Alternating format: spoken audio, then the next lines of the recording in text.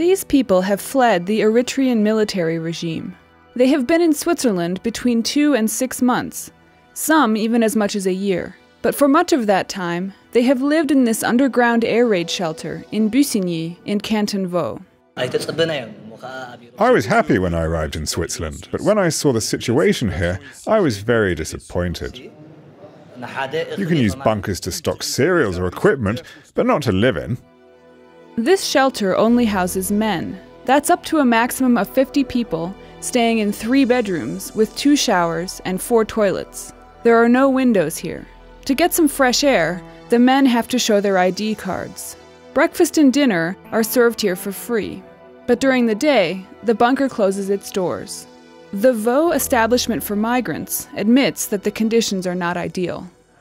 Unfortunately, we have to work with the reality. And the reality is that all over Canton Vaud and around Lake Geneva, there's a shortage of housing.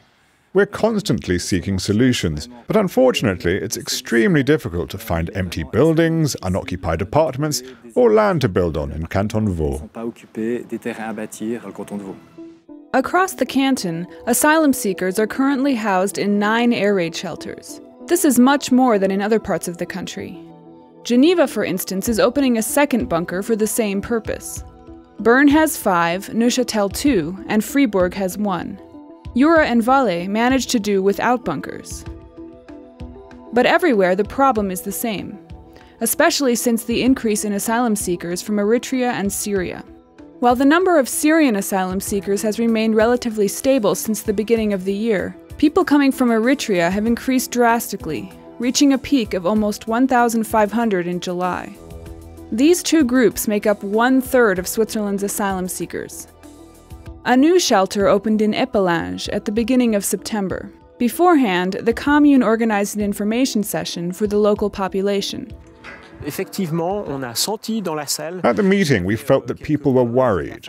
We tried calming them down and assured them that all measures would be taken to provide security and that their rights would be respected.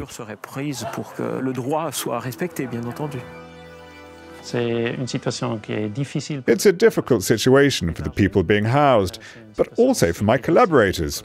And it's also quite expensive. New solutions have to be found, as the number of migrants in Switzerland is not expected to go down in the near future.